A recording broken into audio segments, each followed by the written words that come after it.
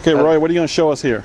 Well, we are showing how to collect solar energy or wind energy, or it could be wave energy, or for that matter, it could be hydro, an in-stream hydro energy conversion to electricity. And we're making electricity here and applying it to 2 electrodes, across which then we dissociate water and produce 2 parts hydrogen, 1 part oxygen.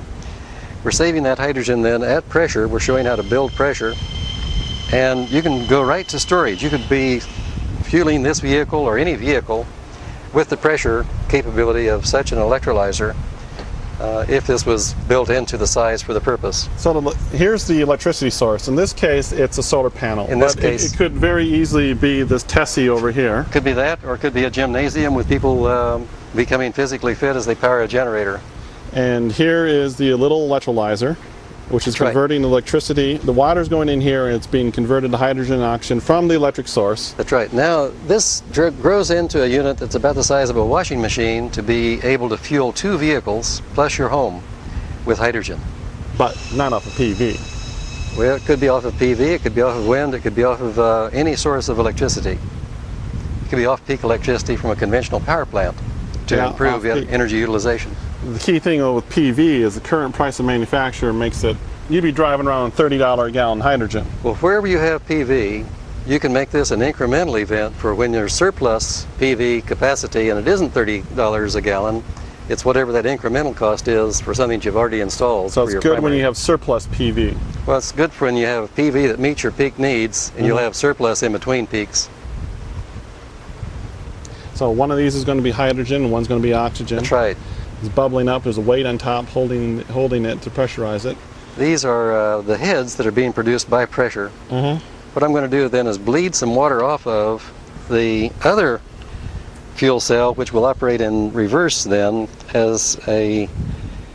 So these 2 are the same. These are exactly the same. Fuel cells, but this one's being run in reverse as an electrolyzer. That's right. And this one's being run forward as a fuel cell. That's right. And what I'm doing is bleeding off water. You can see it, and I'm clearing the electrode enough to produce some electricity across it in its reverse mode. And I just cleared the air that was actually in that line, I noticed, and bled off some water that had been accumulated. Now I'm going to accumulate a supply of hydrogen and oxygen again. Because there's no wind, then this will become a motor. Right. In the instance of driving it with a fuel cell. Well, you're saying if there's a lot of wind, and this was big enough, this would be spinning, and they'd be sending electricity down here to the fuel cell / electrolyzer, making hydrogen and oxygen, which gets stored in here. That's right. Which can then come back either to here or here and spin that, or you can fuel your vehicle, or fuel your cooking center, or fuel another application such as a torch, a hydrogen oxygen torch, or a hydrogen acetylene torch using oxygen, or acetylene and hydrogen interchangeably with our high boost concept. Right. Now this is a demonstration model. This unit here won't power a vehicle. No, this is a unit that lets students discover Avogadro's number, Faraday's laws, and many other classic experiments in physics can be repeated here.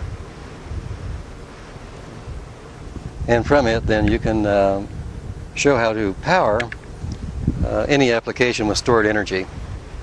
You might look at this, for instance, as the Dakotas. This is the Arizona or California desert. Between the 2 are depleted natural gas fields where you're recharging with hydrogen. And over here, the motor spinning is our lights in our house or whatever we want. That's your factory, that's your farm, that's whatever it is that you may want to continue the Industrial Revolution on a sustainable basis using renewable energy from any source. Okay.